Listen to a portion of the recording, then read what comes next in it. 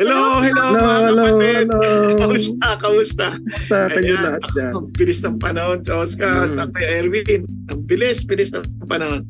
Oo nga. Oo. Pasko na naman. Okay, tuloy ng araw. Grabe po ba? Pasko na. Ilang araw na lang. As in, Noche Buena na. Excited na po ba kayo mag Noche Buena, mga kuya? Nako, medyo hindi. Nataba na naman tayo. Hindi naman ho. Medyo chubby tayo ng konti. Pero mga kuya, before po tayo mag-delve into our topic for today, delve talaga. Pwede po ba tayo mag-shoutout muna po sa ating mga, syempre mga kapatid po sa Thessaloniki. Ayan. Yes. Kalimera, kalispera. Ala, talaga naman, ha? Good morning, good afternoon. Oo nga.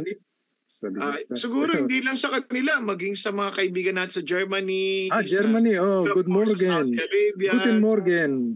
Ayan. Guten Tag. Dami natin mga kapatid at kaibigan na sumusubaybay sa atin, no? Na nagulat ka ako, meron sa Saudi, sa Japan, sa Hong Kong. Tayo, mga kapatid, ganyan, mga payo nyo, kailangan natin yan. And nasusurprise din ako, no, na talagang natutulungan sila sa ating mga usapin, no? Ulitin ko lang, siguro para sa mga ngayon lang po naka-tune in sa aming pong payong kapatid.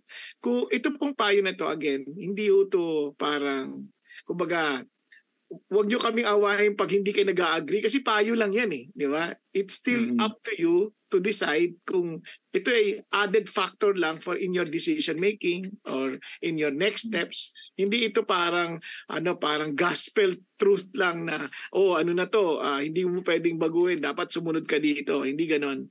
Ngayon, siyempre may gospel truth kami sinasabi dahil galing sa scripture at yung interpretation, siyempre yun ang aming sinishare sa inyo sa abot ng aming makakaya and by the grace of God. Kaya kung first time nyo, siguro maganda rin mag-subscribe kayo. I-click nyo rin yung notification button para nano-notify kayo sa tuwing may mga bagong mga segment issues na dinidiscuss. Ayan. Okay. Mga kuya, hindi pa po natin bagit yung mga kapatid natin from New York, talagang worldwide. Nga pala, meron nga tayo sa Amerika din. Oo, naalala ko. New York, Cubao, kayo naman mga kuya. Meron talaga sa New York, hindi ako nagbibiro. Meron talaga. Oo. At least, ikaw kasi hanggang Cubao ka lang. Baka meron pa Mexico, Pampanga. Oh yes, meron din. Filipino all over the world, the best. Yeah.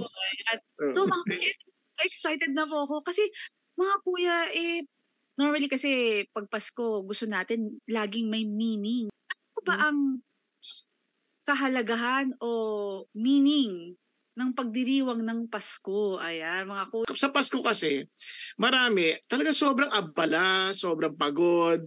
Tapos, pero yung parang na-miss nila yung pinaka-reason at essence ng pagdiriwang na to. Kaya yung iba nga, hindi na nga nagdiriwang. Kasi sabi nga, pagano naman yan, yung pagdiriwang na yan. Yan ay, yes, totoo at hindi rin totally totoo. Kasi yung pagdiriwang, nasa puso mo yan. Kunyari, if you celebrate something na based doon sa traditional na pagan tradition, obviously yun yung meaning mo. But if you celebrate it in a different way, parang birthday yan, di ba? Imagine kung isa-celebrate it the way Herod celebrated his birthday, may mamamatay. Katulad ng pagkapugod kay John the Baptist. Katulad nung halimbawa ng Pharaoh during the days of Joseph. May namatay yung chief baker during the birthday, ha? Yung dalawang birthday account sa scripture, pareho may patay. So, nasa sa iyo yun kung how you are to celebrate it. Kahit anong bagay. Birthday, it can be selfish, it can be idolatrous celebration, or it can also be a celebration to honor and glorify God. Wow. It's just a matter of, anong motives mo and why are you celebrating it? Same thing with Christmas. Diba? So, bakit ba natin to sineselebrate? And alam mo, tama ka. Kaya natin importante celebrate to kasi nga ang daming mga kwento tungkol sa Pasko na hindi naman totoo. And it's good to celebrate to remind us, wow, the word of God is fulfilled before the very eyes of those first witnesses. Di ba? And tayo naman, as we have read that sa part na ng history yan, at hindi mo na matatanggi, even the mga secular historians, talagang inaano nila, talagang ina-confirm nila na si Jesus Christ was born, He existed, He died, and obviously He rose again from the dead. Di ba ang ganda nun? Kaya yung Christmas is a very good way of celebrating to remind ourselves of what transpired nung dumating si Jesus. So yun yung kaya maganda yung tanong mo, Tosca, magandang pagandang yan. Talagang dapat payuhan natin ng marami. Ano nga ba? What would make our Christmas meaningful? O yun. Kasi minsan diba? Mga kuya, may narinig po ako nagbubugbugan nung Pasko. Kasi yung bata, sabi, bakit nagbubugbugan yung kasi po, I saw mommy kissing Santa Claus. Ay, patay ka bata. Joke lang po. Hindi, pero may nagbubugbugan na lasing kasi. Lasing, At saka meron talaga kasi naman, I saw daddy kicking Santa Claus. Ayun, patay kang bata. Anyway, talking about Christmas, and to make it, parang yung mas accurate yung historical account, maganda basahin natin yung Luke 1. Luke 1. Basahin ko Inasmuch as many have undertaken to compile a narrative of the things that have been accomplished among us, just as those to whom from the beginning were eyewitnesses and ministers of the word have delivered them to us. Di ba? Parang, sabi ni Luke, si Luke na talaga, nag-compile na ako talaga ng mga narratives na mga nangyari sa atin. Parang mula pa sa simula, mula sa mga eyewitnesses and ministers of the word. Hindi ito mga kwentong kutsero. Di ba? So it seemed good to me also, having followed all things closely for some time past, to write an orderly account for you, most excellent Theophilus, that you may have certainty concerning the things you have been taught. Then, dito pa lang, sinasabi na kaagad yung storya ni Jesus. And obviously, sa chapter 1, he started with the birth, and before the birth of Christ, and on the birth of Jesus. Okay? So napakagandang napakagandang storya. So I will not read of course the whole book ng Luke, but it only shows us na hindi ito parang basta-basta lang na kwento. Ni-research dito ni Dr. Luke bilang historian. Talagang siniyasat niyang mabuti, tiniyak niya. Kasi isipin mo naman, isipin mo, sinulat niya ito kay excellent Theophilus. So madali salita, he is writing to a cultured and educated man. Kasi tawagin mo ba namang excellent Theophilus, di ba? Theo pa lang, pangalan lang, may Diyos na Tapos pagmamahal pa, Phileo, di ba? Parang God's love no? Parang ganun dating Tama friend ba ako? Friend of God. Yan, friend of God. O yun. Kasi may love di ba? Yung Phileo, Theophilus. So, he's writing to a cultured and educated man. And obviously, pagka mga ganyan, hindi ka pwede magsusulat ng hindi verified yung information. Okay? So, paano niya kinuha yung information? So, yan. Talagang inaral niya yung mabuti, nag-interviews, yan. So, yun yung istorya. Mga kuya, ba't ganon? Na may nabalitaan din ako nung mga panahon pala nila Jesus, ganun, mga 2,000 years ago, uso na po pala yung mga marites. Oo. Pero Tosca, ingat at tayo sa pagkait ng marites. Mayroon palang nag-comment. Sabi niya, marites ako, pero hindi ako chismosa, sabi mo. Pero pagpatawad niyo po sa amin yun kasi yun naman po yung lumabas sa social media, ginamit lang namin. But we're not referring to any marites. And we're not also saying na lahat ng marites ay chismosa. Chismosa. Actually, mga marites magaganda yan sila. Actually, second name ko marites. Marites, ganun din. Kasi galing yata tayo sa Mare, anong latest? Yun yata yun Yun ang pinanggalingan. Kaya iba naman Mariposa. Maripos mo na. So, yun yung mga pinanggagalingan nun. Kaya hindi naman yun yung tungkol sa pangalang Marites, no? Ito na nga po yung latest. Ito po yung nabalitaan ko. Nagulat din po ako na si Mary po, yung mother ni Jesus po, meron po palang chismis. Ewan ko mga kuya, baka mali ako, no? Baka please correct me if I'm wrong. Totoo po ba na may chismis daw? O mga kapatid, ang chismis, alam, hindi po talaga nakakabuti yun. Pero sad to say, chinismis ho si Maria nung panahon. At ang chismis daw po mga kuya, nabuntis daw siya ng ibang lalaki. Grabe naman po. Sino po ba yun? Oo. Ano ba yun? Kuya Erwin, kwento mo na. Ikaw na nga magpaliwanag kay Tosca. May lumapit, hindi, may lumapit ng anghel kay Mary. Nauna yun lumapit kay, Elizabeth. Elizabeth, tapos kay Zacharias, ayan. Tapos si Mary, sinabi na magkakaroon siya ng anak sa sinapupunan. Sabi niya, paano ito? Virgin pa ako. The Holy Spirit will come upon you. Ayan. Ayun, tapos nagpunta si Mary kay Elizabeth kasi alam niya nabuntis si Elizabeth kahit na matanda na siya. Tapos nung nag-meet sila, yung nasa sinapupunan ni Elizabeth si John the Baptist, tumalon sa saya. Ibig sabihin nag-respond siya in praise kay Jesus na nasa sinapupunan ni Mary. So yun, doon tayo magsisimula ng kwento. Tapos nung sinabihan si Mary na siya ang magdadala sa Mesias, pinuri niya ang Diyos. Yun ang tinatawag natin sa Luke na Magnificat. Yeah. Yung tungkol doon sa chismis, imagine this, no? Betrothed na si Mary kay Joseph.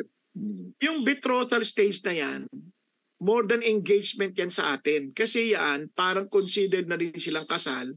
But it is a time for the test for fidelity. Kumbaga, kakaiwalay sila for a year or two, no? Kuya Erwin, no?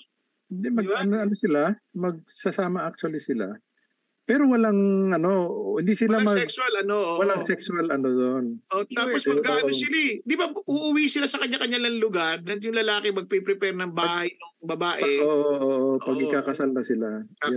Kasi yung before that talagang grand celebration. Pero considered na rin silang parang mag-asawa, kaya nga pinaplano ni Joseph na i-divorce si Mary nung nalaman niyang buntis eh.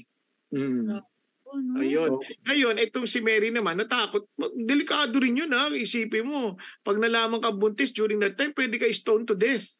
Ganon po? Oo, kasi parang kang nag-fornicate. Kaya yun yung chismis na kumakalat na sinasabi mo. Yung kasi nga, siya, conceived by the Holy Spirit, di ba? Hindi pa sila magkasama ni Joseph. Tapos, buntis. Naku, yan ang malaking problema. Kumakalat ngayon. Kuya Erwin, ano yung kalat na kwento? No, kasi nung kausap ni Jesus yung mga Pariseo, pinaparangaralan ni Jesus yung mga Pariseo, pero sabi ng mga Pariseo, basically sabi niya kay Jesus, sino ka ba? Hindi kami katulad mo, we are not sons of fornication.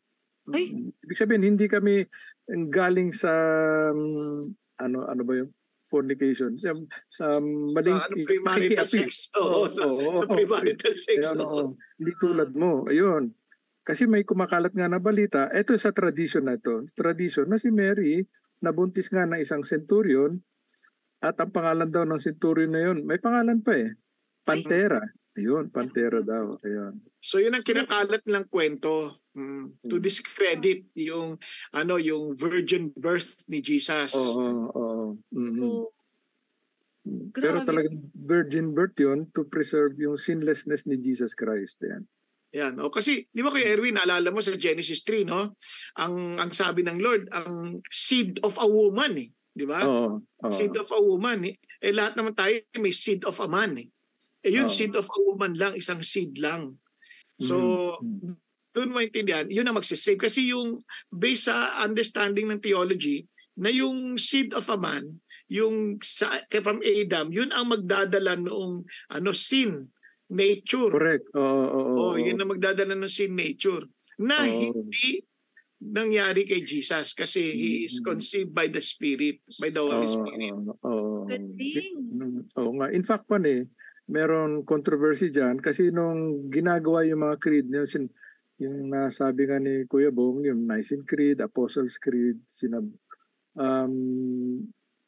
born of a virgin, parang Mary, the Mother of God, yun ang term na ginamit noon, Mother of God. So naging controversial yan. Kasi may nagsasabi, bakit matatawaging Mother of God si Mary? Kasi si Mary naman, tao lang yan eh.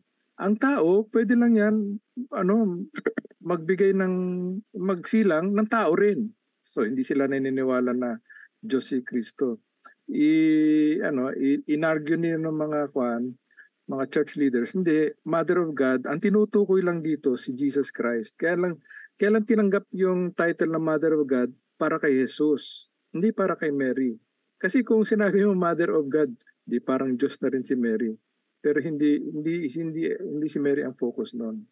Kaya yun, si Mary ang napaka palad na babae na nagsilang sa ating tagapagligtas, Panginoon na tagapagligtas.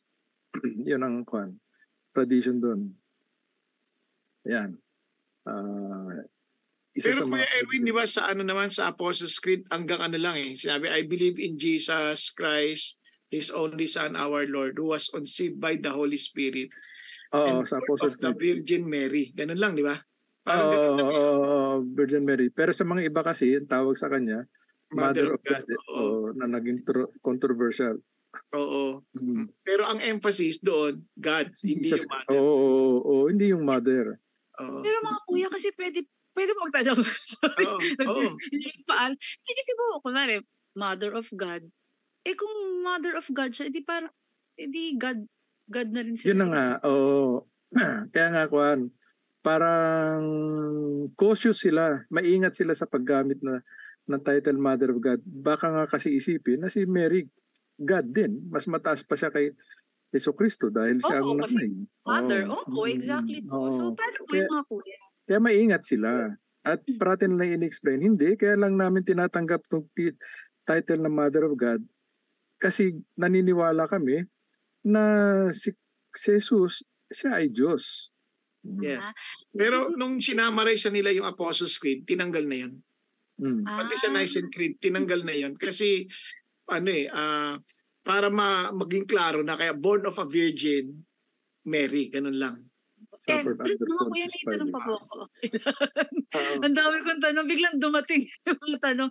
Kasi dito po kasi syempre po sa atin, wag na po tayo lumayo sa ating tradisyon dito po sa Pilipinas. Syempre, pag sinabi ng mother, yes po, ma'am, talagang, opo, mami, o kaya, opo, nanay, ganun talagang. So, may question po, kasi medyo kakaiba po kasi yung kay Jesus kasi kay Mary, kasi nga po, born of a virgin, tapos, hindi, yung tatay po, hindi po talaga yung usual na, yung nangyari po sa atin, di ba po na may.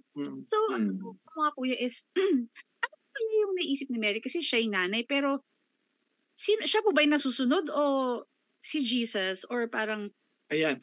Para maintindihan mo, maganda yan, Tosca, kasi tingnan natin ulit yung sinulat ni Luke. Yung mismong kanta ni Mary, nung tatawagan nila, the Magnificat, di ba? Parang ito yung manifesto ng Christian life. Parang sabi ni Mary kasi ganito sa verse 46, my soul exalts the Lord. Ang tawag niya kay Jesus? Lord?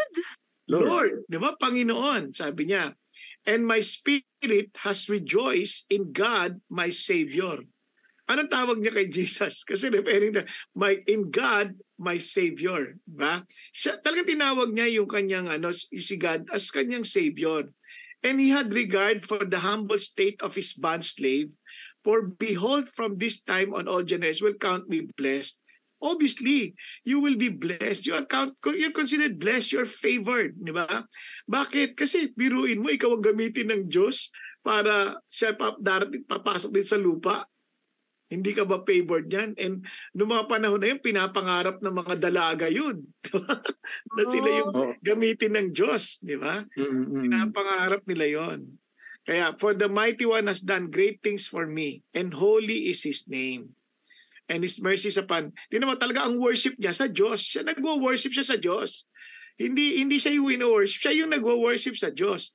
For the mighty one has done great things for me, and holy is his name. And his mercy is upon generation after generation toward those who fear him. He has done mighty deeds with his arm. He has scattered those who were proud in the thoughts of their hearts. He has brought down rulers from their thrones. He has exalted those who were humble. He has filled with hungry with good things and sent away the rich empty-handed. He has given help to Israel's servant in remembrance of his mercy. And sabi niya, and he spoke to our fathers, to Abraham and his descendants forever. And Mary stayed with her about 3 months and then returned to her home. So, talagang ito yung kinanta ni Mary nito. So sinasabi niya, talagang lahat papuri sa Diyos. Wow. She was worshiping God. Di ba? Amazing, no? So, hindi pa niya ini-encourage na siya yung i-worship, pero ini-encourage na, worship na talaga ang Panginoon. Oo, kasi wala naman dapat talaga pwedeng i-worship eh. Only God. Di ba? Wow. Kaya lang si God kasi, triune God yan. Di ba? God the Father, the Son, and the Holy Spirit. Kaya si Jesus, when they worship Jesus, tinatanggap niya, hindi yung tayo ka, I'm just only human, katulad nila Peter. When they bow down to Peter, tayo ka, I'm only human, just like you, I'm also a servant of God. Pati nga angels sabi ng angel, nung nakita ni John, lumukod si John lumuhod Sabi ng angel, tumayo ka, I'm just also a servant of the Lord. Di ba? But when he knelt down before Jesus, okay lang, okay lang si Jesus, hindi niya, kasi tanggap niya yung worship. Bakit? Diyos kasi siya part of the triune God siya Di ba? Ang galing po mga kuya. So, si Mary po pala, humble talaga siya. Diba po nakakatuwa? Humble pala siya. So, mga kuya, isipin mo naman, Tosca, mabubuntis ka, pwede ka mapatay na stone to death. Kung ikaw nasa ganung sitwasyon, tatanggapin mo ba yun? Yun nga, hindi po ba natakot si Mary na, baka mamatay ako dito? Or ano po ba yung naging strength ni Mary na nilaban niya yung bata, ganun, si Jesus, na hindi, ganun.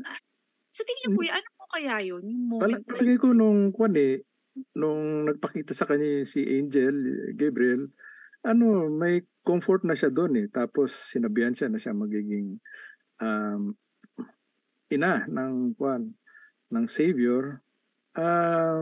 May confidence na siya doon hindi na siya natatakot Although andun yung risk, malakas ang faith ni Mary yung kanyang pananampalataya sa Diyos Ang maganda doon si Joseph nung nalaman niya na buntis si Mary, gusto niyang i-divorce nga tulad na sabi ni Kuya Bong, quietly. Kasi ayaw niyang mapahamak si Mary, mahal din niya si Mary. Kasi alam niya na pag dinivorce niya, naging public yan, papatayin si Mary. Kaya meron din diba hindi po sila nag-divorce? Ano po kayo nangyari? Hindi sila nag-divorce. Betrothed sila. Pwede naman silang mag-divorce. Hindi, tinuloy na ni Joseph. Inako na niya. Kasi nagpakita ang anghel sa panaginip, di ba? Na Kuya Erwin sa Matthew. Kay Joseph. Do not be afraid to take Mary as your wife, sabi niya. Inadapt na ni Joseph. By inference, inadapt niya. Kaya kayo mga adopted, sasabihin lang kampur lang ako. Hindi low status yun. Maraming adopted sa Bible. Si Jesus nga, adopted ni Joseph Opo mga kuya, dun pa lang po sa mga kwento niyo, parang nakikita ko na nakasentro po pala tama po ba, nakasentro sa pamilya din yung Pasko? Kasi dun po sa kwentuhan po natin, may nanay, may tatay, tapos si baby Jesus, di ba? And para po sa susunod ko pong tanong, mga kuya, kasi gusto ko din po humingi ng payo sa inyo kasi gusto ko maging meaningful ang Christmas. We've talked about the brevity of life sa mga nakaraan nating mga episodes, and gusto ko po sana na itong darating na Pasko ay maging meaningful. Dati po kasi GCash pa lang parang meaningful na sa akin, pero gusto ko kasi way beyond that. Way beyond that. Credit card. Baka pwede po kayong payuhan ng mga nanonood. Ako rin po. Paano po magiging meaningful ang Christmas po namin ngayon sa 25? Pag nakatanggap ka ng GCash, pag sobra-sobra, ibig sabihin, napasobra lang ang bigay sa'yo. Isoli mo yung sukli. Yan. Hindi po, nakakaya naman yung isa ulit. Binigay naman niyang kusa. Di ba? Grabe. Alam mo, Tosca, ang lawak ng sagot na yan, alam mo bakit? Kasi bawat isa sa kanila during the days of yung first Christmas, may iba-iba silang way of responding. Siguro, if God will allow, no, para sa mga susunod na episode, we can also discuss that. Pero looking back do sa kanta na binasa ko sa inyo, yung kay Mary, ito yung isa unang-una kong, you want to really celebrate it meaningfully. Opo. Unang-una, just like when he did, exalt the Lord. Imagine, no, Jesus Christ came. Lagi ang address sa kanya, the Most High. The Most High. Laging ganun eh. And he became the most low. Alam nyo, hindi nga mapaniwalaan ng Hudyo yan, ng mga Jewish people. How can God become human? Hindi pwede yun. And even, hindi naman sa insulto rin sa among the Islams, the same way, they could not imagine a God like their God, Allah, to become human. Hindi lang matatanggap yun. Kasi, he's so great. He's so great to become human. But to us, he's really so great that he can be human. But indeed, nothing's impossible with him. Parang he cannot be too low. Parang ganun ang idea nila. Because he's too great. His greatness is sobrang, parang for him to make himself low. Pero hindi eh. Yun ang greatness na pinakita ni God lalo when he became human. He became too low para lang i-exalt at iligtas ang mga taong katulad natin, to regard the humble state of a bond slave. Tayo yun eh. We are enslaved, in a sense, enslaved by sin, enslaved by our own, parang wrongdoings, enslaved by ourselves. Di ba? And yet, Jesus Christ came to save us. Amazing. Yun ang. Tsaka, kung hindi siya darating, walang maliligtas eh. Yun ang katotohanan. Walang maliligtas. Kaya it's but proper to worship Him, worship God. Kaya, yun nga sabi niya, my spirit has rejoiced. Parang ganun, di ba? Amazing yun eh. Parang, tinawa, kasi sa Hudyo, when they express themselves, inuulit-ulit nila eh. Kaya my soul exalts the Lord, my spirit rejoice in God, my Savior. Parang yung sinasabi eh. Kaya lang, interchange yung soul and spirit kasi it's referring to the same thing. Parang sinasabi ni Mary, to the very depth of my being, I exalt God and I rejoice in God my Savior. Yun ang, yung anong ba, hindi lang basta kakanta ka lang, but to the very depth of your being, you're worshiping God. And honestly, yun ang isang bagay na nagpapayak sa akin kung may Pasko eh. Kasi parang, wow, I don't deserve any blessing. Parang wala na akong pag-asang maligtas sa kasamaan ko. And yet, because of Him, the Most High, who became most low, reached out to me to exalt me along with Him. Kaya sabi sa Ephesians, He raised me up with Him in the heavenlies, seated at the right hand of God. Di ba? Amazing yun. Amazing yun. Na tayo ang iniisip ng Diyos. Yes. Nung ipinadala niya ang kanyang bugtong na anak para sa atin. Isipin niyo rin, God is a God of many chances. Kasi nung nagkasala si Adan, pwede niya sabihin, hindi, uulitin ko lahat. Oo, sisirain lang kita. Papatay na kita. Dalawa lang pa kayo eh. Nung kay Noah, pwede naman niya sabihin, sige, magsisimula na naman ako from the beginning. Hindi, tuloy pa rin yan. Erase. Kay Moses, pwede niya sabihin, erase. Pero hindi, nagtuloy-tuloy siya eh. Kasi ang plano niya, si Jesus, at some point in time, binibigyan niya ng mga tao na mga pagkakataon upang magsisi. Ang sinasabi ko lang na God is a God of many chances. Kasi madalas ko narinig, God is a God of second chance. Hindi ako agree. That's true. Kasi hindi naman second chance lang. Third, fourth, fifth, sixth, lahat ng pagkakataon.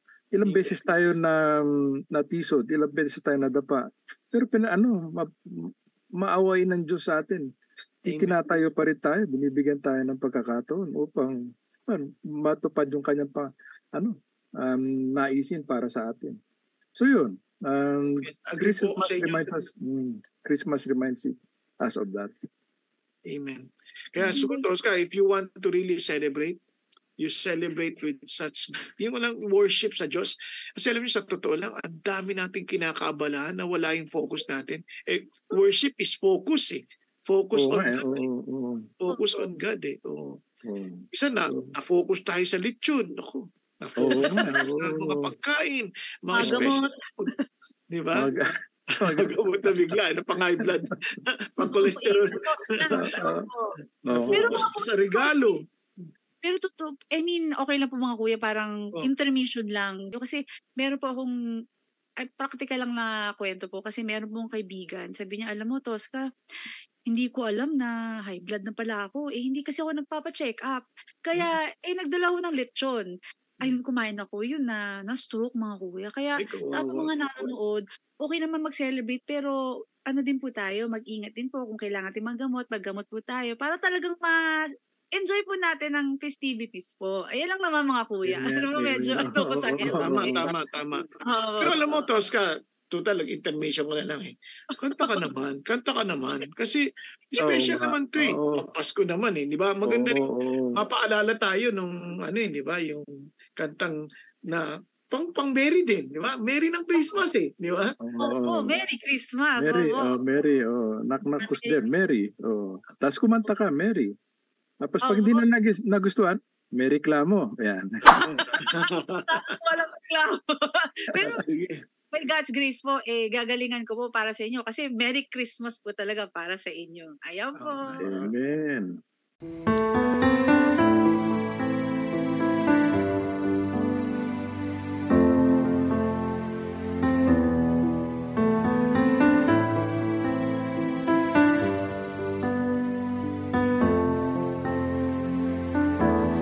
Mary, did you know that your baby boy would one day walk on water? Mary, did you know that your baby boy would save our sons and daughters? Did you know that your baby boy has come to make you new? This child that you delivered will soon deliver you.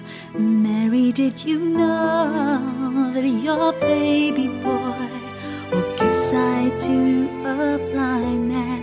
Mary, did you know that your baby boy will calm the storm with his hands? Did you know that your baby boy has walked where angels trod? When you kiss your little baby, you kiss the face of God. Oh, Mary, did you know?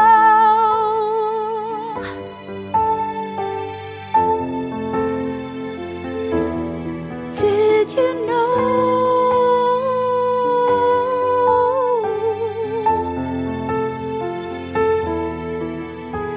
The blind will see, the deaf will hear, the dead will live again. The lame will leap, the dumb will speak, the praises of the Lamb. Mary, did you know that your baby boy is Lord of all creation? Mary, did you know that your baby boy would one day rule the nations? Did you know that your baby boy is heaven's perfect lamb? That sleeping child you're holding is the great I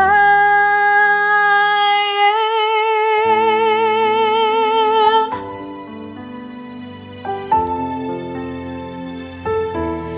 Jesus, the perfect lamb that was slain.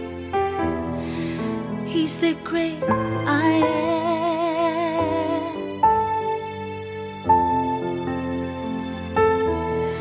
Mary, did you know?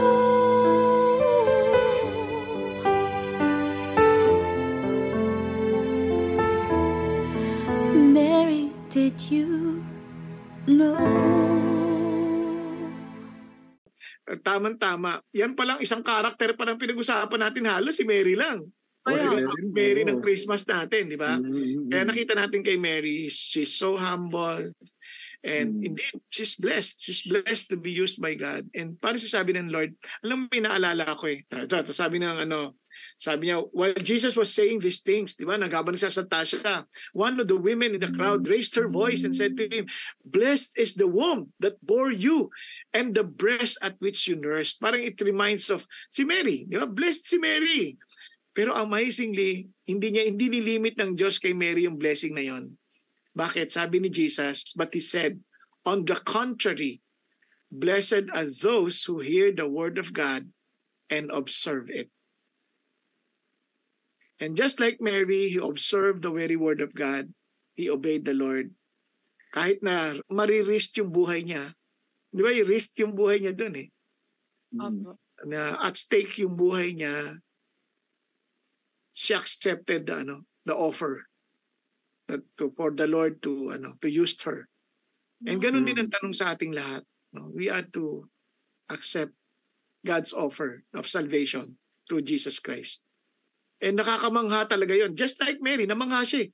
How can that be? And true enough, ganun din sa salvation eh. How can that be? Wala akong gagawin. Tatanggapin ko lang na si Jesus nagbayad ng utang ko at maniniwala na ako sa Kanya at sa Kanya na ako. Ganun lang yon. Wala akong pagbabayaran. Pero mga kuya, pwede po pahabol na tanong lang po. Para lang po talagang, kasi po, syempre, Mother of God, di ba?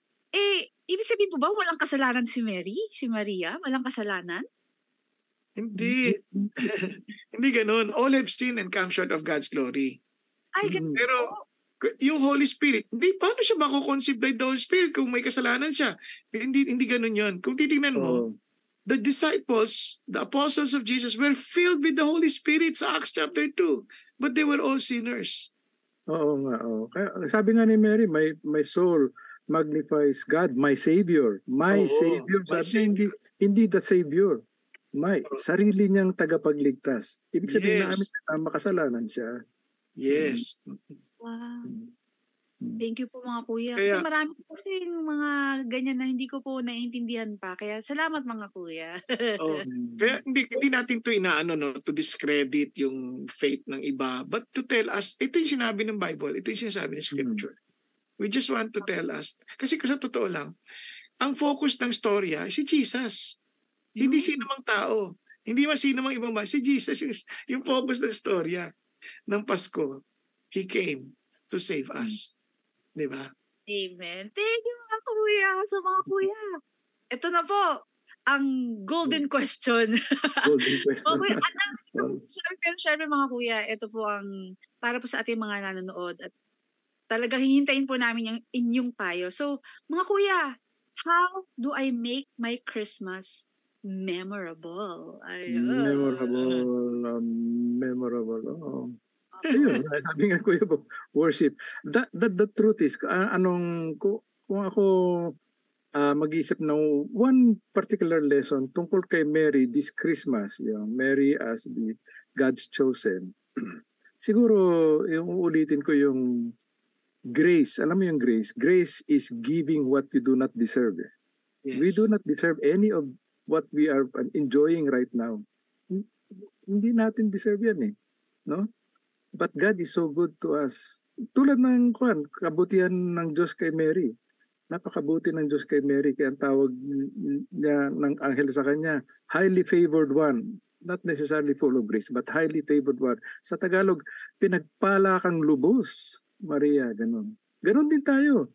Pinagpala ng lubos. Dahil sa mga, alam niyo, anything na ma-enjoy natin this season, grace yan eh. And we have to thank God for that. It's all by God's grace. Yan, yes. Amen. Thank you po, Kuya Erwin. Praise God. At alam niyo po, totoo yan. Agree ako kay Kuya Erwin. Everything that we receive is God's grace. The gift that we will receive sa mga ninong, ninang, sa mga magulang. Pero pinakamagandang regalo na sana wag nating ma-miss at wag nating palimuan, wag nating wag nating hayaang hindi mabuksan ang regalo ng Diyos, ang kanyang bugtong na anak na si Jesus. Kailangan natin itong tanggapin. Kasi ang regalo, kapag di mo tinanggap, hindi pa rin iyo yan. Kaya sabi ng Panginoon, for the wages of sin is death. Yan ang ating talagang kalalagayan. We are all dead in a sense. And we will be thrown into the eternal punishment. And yet Jesus Christ o si God somehow gave us eternal life, which is in Christ Jesus. Alam niyo, surprisingly si Paul, sinabi niya yan. May free gift ang Diyos na eternal life na kay Kristo. At consistent yan sa sinabi rin ni John. Sabi ni John, and this is the testimony that God has given us life. And this life is in His Son. He who has the Son has life. He who does not have the Son of God does not have life. Alam niyo, minsan gusto natin yung buhay na walang hanggan. Pero ayaw naman natin si Jesus. Ang problema, hindi mo makukuha yung buhay na walang hanggan na wala si Jesus. Kasi ayaw ng tao si Jesus kasi mababago yung kanyang lifestyle eh. Kasi si Jesus na yung parang masusunod eh. Kasi siya na tinatanggap mo na siyang Panginoon mo, tagapagligtas, di siya na masusunod. Kaya maraming tao, tinatanggihan na si Jesus, kinukuha lang nila yung eternal life. And sabi ng Lord, hindi ganon. Meron kang eternal life dahil meron kang Jesus. Kung sino may anak, may buhay na walang hanggan. Ang sino mang walang anak, walang buhay na walang hanggan. At alam niyo po, nakakatuwa lang kung tinanggap mo si Jesus ngayon, meaning tinamin mo siyang Panginoon mo, tagapagligtas, at siya at tulad ng ginawa ni Mary, sabi niya, my God and my Savior. Tinamin mo yan, tinanggap mo from the very depth of your life, of your being. Ano sabi ng Diyos? You have eternal life. Paano ko nalaman yan? Sabi nga ni John, I've written these things to those who believe so that you may know you have eternal life. That Jesus alone is the best gift that we can ever have and celebrate this Christmas. God bless po and Merry Christmas. Yay! Naku, napakagandang regalo mo talaga. Yung mga kuya, kayo talagang excited na talaga ako magbasko. So mga kuya, bago po tayo ulit mag-Merry Christmas sa ating mga nanonood, syempre po yung tagline natin, huwag po natin kakalimutan. Tatandaan natin ha, pag umulan, umaraw, o bumagyo, kung kailangan nyo ng payong, meron tayong payong kapatid. Merry Christmas! Merry Christmas. Merry Christmas.